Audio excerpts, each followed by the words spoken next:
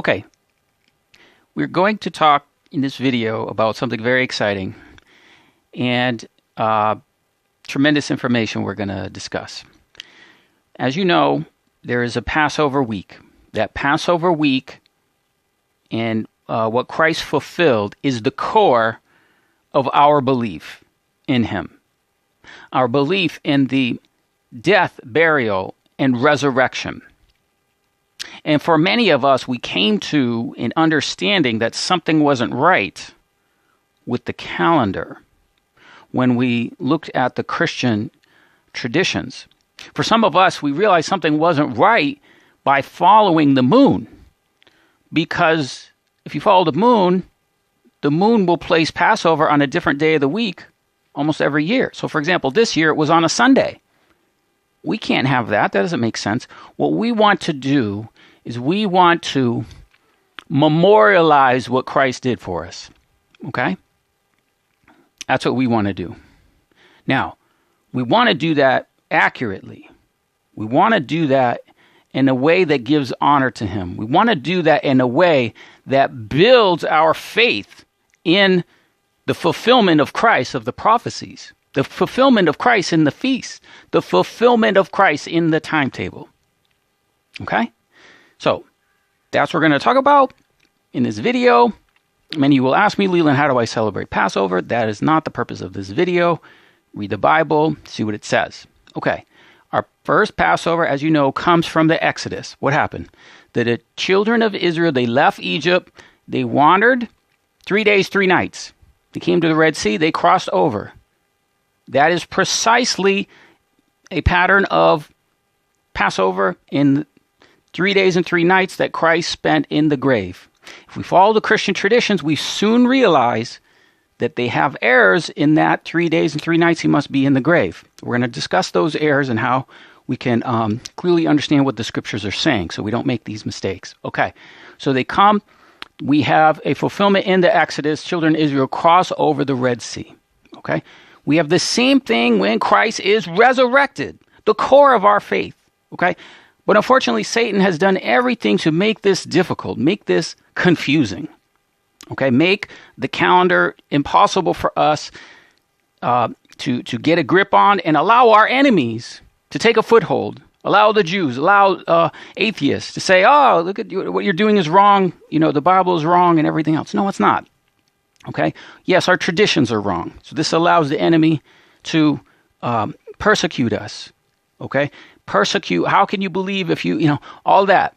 All right, but if we cast off the ignorant doctrines, okay, and Western Greek thinking, and we go to Hebrew thinking, we'll see perfectly in this video those things. All right.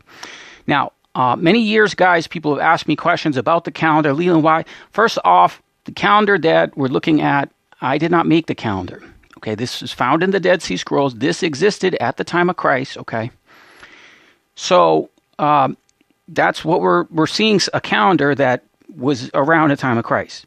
And we can see that there are actually kind of feast days that are running parallel where Christ is doing something specific, okay? And you have the Jews doing something. Okay, those are not necessarily the same exact things. But we can see, as we look at the prophecy, really, really important things. Now, what we want to do is, this is a difficult task, okay? Over the years, people asked me about this, and I didn't want to do this video because I don't want to be wrong. I don't want to tell you the wrong thing.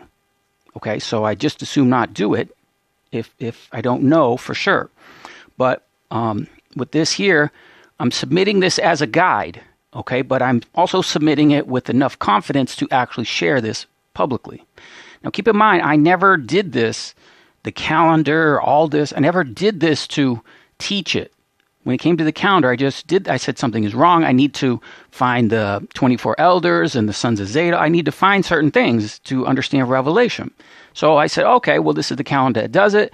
I also found that the feast and, Passover was very troublesome by following the Christian traditions and the Gregorian calendar and all that. So I said, so that's what led me to the Enoch calendar. So the Enoch calendar was in operation in the Dead Sea Scrolls at the time of Christ. And what we can see is we can see more accurately the things that are going on.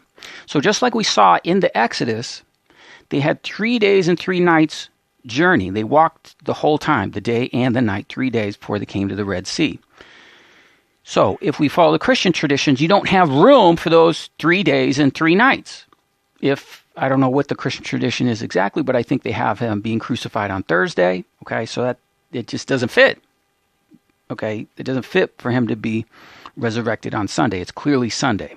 Okay, so we have other things in the calendar. Well, like, Leland, why is it like this and why? So that's what we're going to go over. We're going to talk about those things. Okay, we're going to try and clear things up. And guys, whether we're right or wrong, okay, whether we're right or wrong, what I want is this. I want you to believe the scriptures.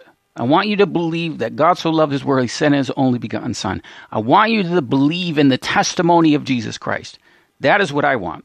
Whether you follow this calendar, whether you believe a word I say, that is the truth. He really died for us. It really happened. Okay. But we have lots of confusion, things making us, Babylon means confusion. Okay.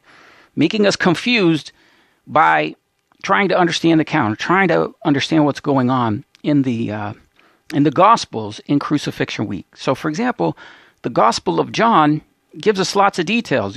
Chapter 12 through, I think, 20, all of that is just these days that we're talking about, okay? So there's a lot of information, and it's a tedious study. I understand. So that's why this is a guide for you, okay? I'm not telling you this is the way it is. It's got to be like this. This is the best of our understanding, okay? And what we want to do is believe in Christ. That's what this is about. That's what you do this week, okay? Get unleavened bread out of your house. Yeah, all that. What that means is you get all the Babylon teaching, okay? So we can't follow the Christian traditions. We can't follow the Jewish calendar. They got Passover on Sunday. Okay, we got to have Christ resurrected on first fruits on Sunday. So Passover can't be the same day, okay? Where's the 3 days and 3 nights? So he must fulfill the scriptures in a calendar that we memorialize what he did for us the same every year, not a different day of the week or anything like that, okay? So let's get into the calendar and let's look at our notes. There's 2 pages of notes, and we'll get right into it. All right. Now, first let's look at the calendar. Let's look at the basics. So the time I'm recording this video, it's the 29th of March. March 29th, which is the 13th day of the first month. Okay? 13th day of the first month. That means when the sun goes down, it's Passover.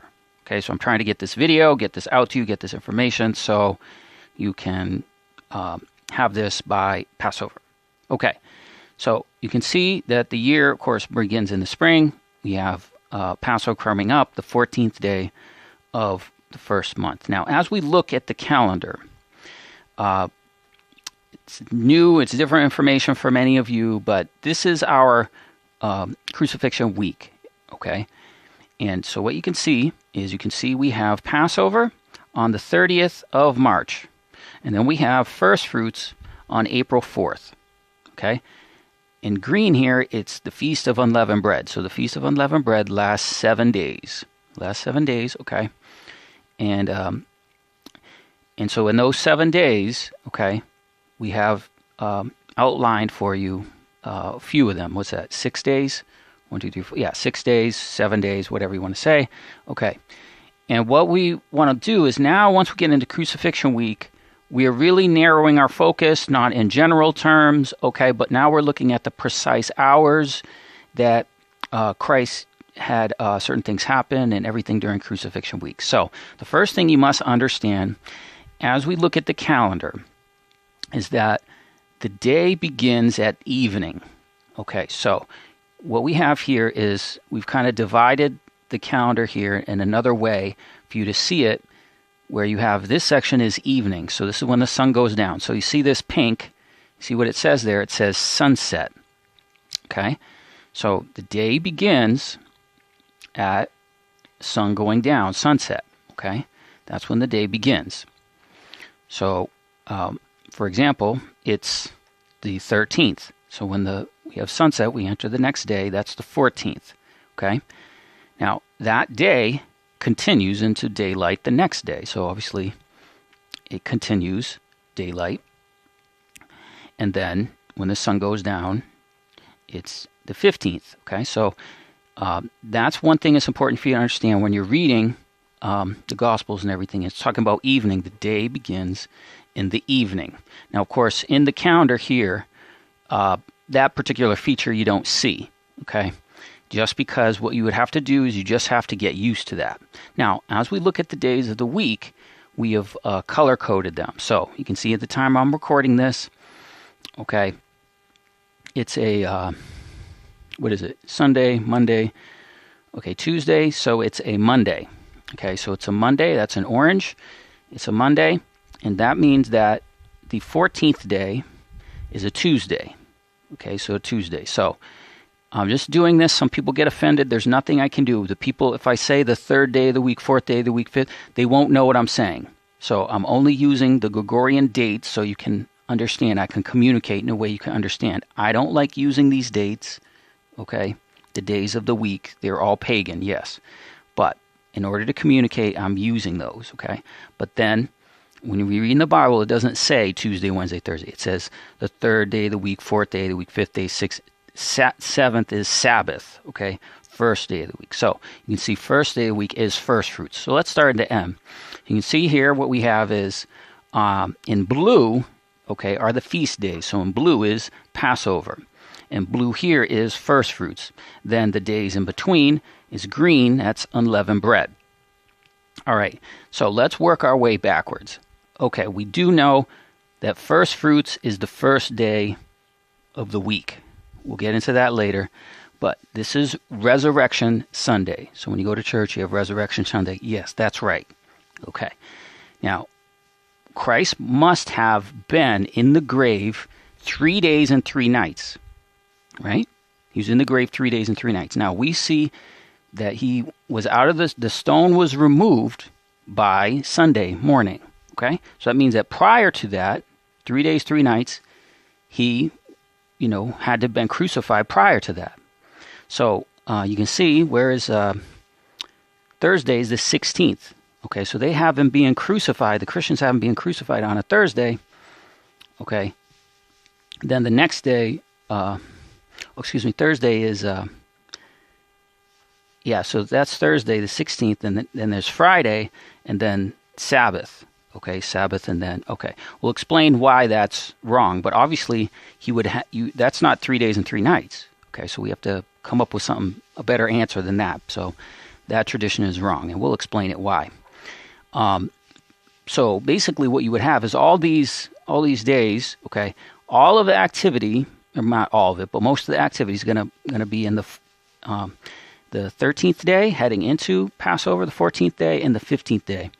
And so then what we can see is that he was actually crucified, okay, on a Wednesday, before sundown. So this is the sun going down, right?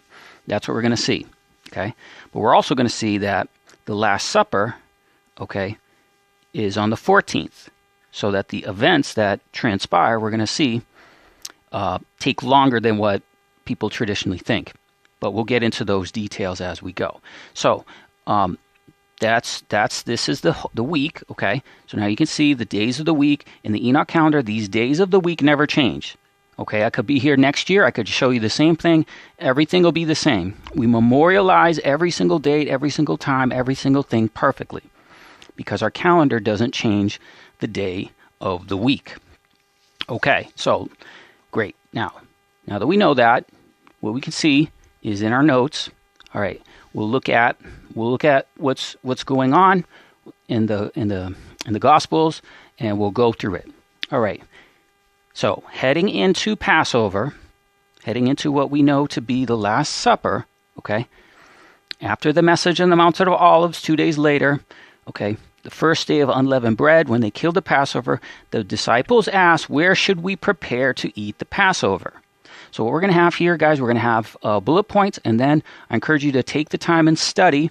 Get your Bible out and study during this week and go through this whole study of this week. That's really what you should do. All right, so we'll have for you, that's Mark. I'm quoting Mark here, and then you have Luke and Matthew that also say the same thing. Okay, so that's the 13th day. So what's happening is the disciples are preparing for Passover, and they're saying, okay, what do we do? And he says, okay, make ready the Passover. Okay, so we go to make ready the Passover. All right, so what's happened is we're coming to the Last Supper, right? So now we got the Passover is ready. In the evening, he came with the 12, okay? So when does the day start? In the evening. So it's the Last Supper, it's the evening, it's the 14th day. Okay, it's a Tuesday. Actually, yeah, this is a Tuesday. This is a Monday because it's the evening, all right? So it's actually Monday evening. All right, so it was the Passover's ready. In the evening, he came with the 12, and this is the Last Supper, and it's clear that the Last Supper is at nighttime. Okay, so we got the verses to describe that. So let's see. Yeah, we'll try and keep this part up here. Let's expand it a little bit. Okay, good. All right, so there we can see the Last Supper. Very significant. When is the Last Supper? The Last Supper is the 14th day. Okay, that's the Last Supper. He's keeping the Passover then. Now, what you'll notice is that if you read the Gospel of John, it will say the Passover of the Jews or the Passover was coming. Okay, but when he had the Last Supper, he was keeping the proper calendar. The Jews may have had a different day based on the moon. Okay, but he's keeping the proper calendar. We'll see how this is significant as we go. So we know to be the significant Last Supper. Then that night, we of course have Gethsemane. So then after that meal, okay, you have the hours of that meal, that's at night, and then we go to Gethsemane. And then where Gethsemane is guarded in the Kidron Valley, so it's down towards the base of Mount Olives, okay, and they clearly, we know that story, okay, so we have the events of Gethsemane taking place. Could you not pray 1 hour and watch? Guys, that's what I feel like he's saying again right now. Could you not pray 1 hour and watch? We're in the time of watching, just, amazing, extraordinary time. So just go through all this, study this, use this as a guide. Read all these scriptures, Matthew, Mark, and Luke, of Gethsemane. Okay, we know about Gethsemane. Then, of course, we have the rooster crow. What is the rooster crow? It's the third watch. Okay, so then what we have is we have Peter's denial. So now what's going on? It's still the same. It's still nighttime. Okay, now it's going later because we know the rooster crow is the third watch. So we have of course, Peter's denial. Okay? Then what happens is he goes to the high priest's palace. It's called Caiaphas' house. Okay? So he goes to Caiaphas, and you see that in Matthew, Mark, and Luke. Okay? So now this is beginning to head towards sunrise. Okay? And when we have the morning or the sunrise, then we have Pontius Pilate.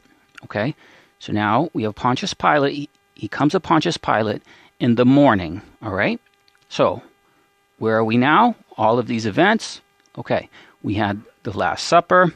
We had evening. We've now come to the morning time of the 14th day of Nisan. Morning. Okay? Pontius Pilate. And then you can see the verses related to when he appears to Pontius Pilate. Now when he does, okay, only the Gospel of Luke records that he must go before Herod because he's from Galilee. So he's in a different jurisdiction. Herod is in Jerusalem for the time of the feast, okay? And so during that same day, he went to Pilate in the morning, and then he goes to Herod, okay? And so during that, Pontius Pilate's like, look, he's not my problem. He's in a different jurisdiction. So he goes to Herod. And then Herod sees him. Herod, if you don't know the story, Herod also puts a robe on him and mocks him with his military the same way Pontius Pilate does. Okay. But it says the same day Herod and Pilate became friends. So we conclude that this, of course, is happening the same day in the morning as what happened when he went before Pontius Pilate in the morning. All right, simple enough. This is where it gets wow. Okay, so then what happens is he goes back to, he goes from Herod, he goes to Pilate, and he goes to something called Gabbatha. It's a pavement stones, okay? I have other videos, guys, on the whole tour of Jerusalem, of where we can actually see some of these sites and different things, okay? But now we have something I'm going to explain a little bit more later, but I'm going to plant the seed now. In John chapter 19, verse 14, it says, the preparation, in the Greek, that's paraskivi, okay? The preparation, paraskivi, of the Passover, okay? It's the preparation of the Passover, and about the 6th hour. Okay, so what's taking place? He's come before Pilate. He went to Herod. He was Pilate in the morning. He went to Herod, and he's back at Pilate. Now, he's at Pilate at Gabbatha, okay, in the preparation, okay, preparation day. We'll explain that later, but I want you to notice what time? The 6th hour. Okay, the 6th hour. So he's at the 6th hour with Pilate. In our understanding, that is noon. Okay, so the 6-hour day is noon, so it's the middle of the day. It's noon. And then what it says, he told the Jews, he said to them, behold your king. Okay, so he said, behold your king, and they cried, crucify him. So they cried, crucify him, but this is the 6th hour. This is so significant, guys. You'll see why in a minute. So then what it says is they delivered him to be crucified, and they took Jesus and they led him away. Now they delivered him to be crucified. They delivered him. Now what's happened, you can see, this is the 15th day. So now this is the next day. Okay, so you had the 16th hour, you had noon, and they delivered him. That means he was incarcerated. They detained him. Okay, so it's not that, this is, now it could have been, you'll see the difference, the importance of the 6 hours. So it was noon, he was at Pilate, right? And they said, behold your king, crucified. And they delivered him. So he was detained. He was and they delivered him to be crucified. This is the next day, guys. And they took Jesus and they led him away. So they took him and led him away, and to a place called Golgotha, place of the skull, okay? Clearly, all the Gospels talk about Golgotha, the place of the skull. We just read that. So we're reading here. This is only John is talking about this here. Gabbatha, okay? Gabbatha. Only John talks about this, all right? And only John talks about the 6th hour. But notice what it says. In John, Matthew, Luke, Mark, all of them talk about Golgotha, the place of the skull. But in Mark, chapter 15, and verse 25, it was the 3rd hour that they crucified him. Okay, the 3rd hour is 9 a.m. So how could he be with Pilate at noon, okay, if he is crucified in the 3rd hour? It's clear it's the 3rd hour he's crucified, okay? So what ends up being a challenge, guys, is when you read it, it would appear that everything is happening on the same day. But what just happened is we went from one day to the next.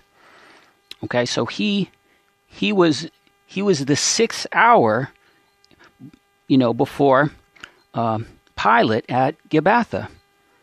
Okay, and then it says he was crucified on the 3rd hour. So that has to be the next day. That has to be the 15th. All right, so that has to be a Wednesday. Okay, because that's 9 in the morning. So he was noon here, and then he's 9 in the morning here.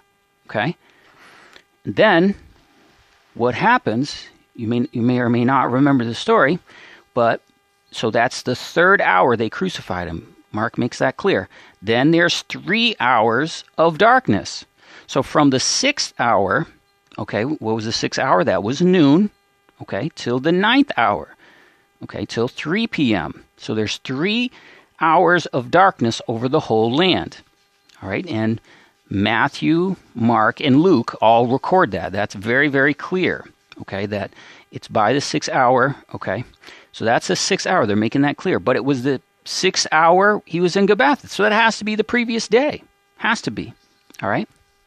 So this thus unlocks that Gabbatha, being the 6th hour, unlocks the mystery that, yes, there's more than one day of when all these events, Gethsemane, the rooster crow, everything happening, it's happening in 2 days. Because you got the 6th hour, Gabbatha, and you got the 3rd hour when he was crucified. Okay, so let's remember what happened. We got the Last Supper on a Monday evening, okay, the 14th day of Nisan, the daylight, 14th day, and then you got the 15th day. And so then what we had him at Gabbatha in the 6th hour, okay, then he's crucified on the 3rd hour. That's the next day, right? Now, this is also very significant what's going on here. We had mentioned this before, and it's called the rest day, or you can see in our calendar we're calling it a holy convocation. So we have Passover on the 14th, and then we have something called a holy convocation. Now, this is going to eliminate all the confusion, okay, that the Christians have about the days of the week. Okay, so again, this is a Wednesday. Okay, that's the 4th day of the week, and so that's when he had to be crucified, because he's in the grave 1, 2, 3 days. Okay, and you can see him. Okay, if he's crucified here, you got 1, 2, 3 days. Okay, then he's risen on first fruits. Now let's look at how the confusion has come about. So this is a rest day. Now it says, when evening was come, in Mark 15:42, it was the preparation, Paraskevi. That is the day before Sabbath. Okay, now what this is challenging for a lot of people, because when you speak to a Greek person, you talk about the day of the week. When you say Friday, okay, they have different names in Greek for the days. Their word for Friday is Paraskevi, preparation. Okay, and then their Saturday is Sabbato, Sabbath. Okay, so this is where there's a lot of confusion that has passed all the way along to the whole world and everybody. Is that what this is when you see a Sabbath, you think, oh, that's the 7th day of the week. Okay, it's this, but no, there's another thing going on. So let's look at it closely. What's going on? Now we go to Luke 23. It says, the women from Galilee, they beheld the sepulchre, and the body was laid, and they prepared spices and ointments, and they rested the Sabbath day according to the commandment. Now, of course, when you read this, the thing you're thinking, oh, it's the Sabbath day is the 7th day of the week. But why would he say according to the commandment? Well, what that means is that something else is going on that we need to look further. And what this is, it's something called you can see it right here, it's a holy convocation. It's on the 15th day of the first month. And we read about that in Leviticus 23, verse 6, on the 15th day of the first month. 15th day of the first month, it is the feast of unleavened bread. Feast of unleavened bread unto Yahweh. Then verse 7, 7 days you shall eat unleavened bread.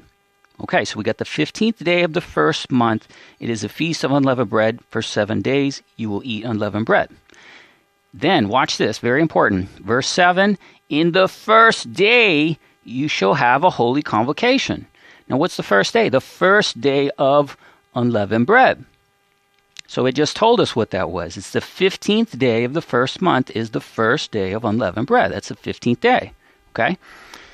So it's a rest day. It is a Sabbath. Not only Saturday, this is Saturday here, not only Saturday is a Sabbath, there's another Sabbath, okay? And there's many of them, but there's one in the Feast of Unleavened Bread. And so what does it say? In the first day you shall have a holy convocation. You shall do no servile work. What does that mean? It's a Sabbath. When you don't do any servile work, what does that mean? It's a Sabbath. Okay, so the same word in Greek, Sabbaton, okay, is more than one thing. Yes, it's a day of the week. It's a weekly Sabbath, but there's other memorial days that were being kept. okay? And so the first day of the 15th month, okay, that's a holy convocation. You see that? Okay. So once you study the feast, you begin to see, wow, now I understand. Now that's clear. I hope that's clear to you guys. So now what we can see is once we do this, now we have our full 3 days and 3 nights in the grave. So we get the 16th, we get the 16th, we get the 17th, we get the 18th, we get full 3 days and nights, full 3 days, okay, once we have a Wednesday. And then what it says, and this is in Luke, now on the first day of the week, very early in the morning. Well, let me get that on the screen. I'll read that again. Now, on the first day of the week, very early in the morning. Okay, what's the first day of the week? It's a Sunday. Okay. So now, after those days, so now we're here. This is a Sunday in yellow. Okay, Sunday's in yellow, first day of the week. Okay, now on the first day of the week, early in the morning, they came to the sepulchre bringing the spices. Okay, so they had the spices before, and the stone was rolled away. He's risen, guys. He's not in there. Okay, what happened? It's the Feast of First Fruits. Okay, the first day of the week. So we go back to Leviticus 23. The next verse, actually just right after it's talking about this, it talks about the Feast of First Fruits. Leviticus 23:10, and when you reap the harvest, bring an omer, or a sheaf, it might say in the King James, you bring an omer of the first fruits of your harvest. Okay, so Christ is the first fruits of the resurrection. He is the resurrection. He resurrected on what? The Feast of First Fruits. And you shall wave the omer before Yahweh to be accepted of you on the morrow after the Sabbath. Okay, morrow means the next day. So the next day after the Sabbath is the Feast of First Fruits. All right? So the Sabbath is here. The Sabbath is the 18th day. It's a Saturday. So the morrow after the Sabbath, or the day after the Sabbath, is the Feast of First Fruits. That's the 19th day. That's exactly when he resurrected. So guys, I hope that clears something up. It's very disheartening to think that, people say, oh, you don't, the core of what we believe, guys, is right before you, okay? But there's confusion when we look at these words. Preparation, okay? And so many see that, well, that's Friday. No. There can be other preparation days prior to significant feast days, okay? And that's what you can see once you really study the feasts and you actually do these, to try to understand what's going on. So guys, that's what I want to share with you. I'm going to finish the video here. This, all these notes and everything, I'm gonna make these available to you. I really encourage you to, use it as a guide. Study everything I say. Don't just follow what anybody says. This is, and you have a lot of other questions, I'm sure.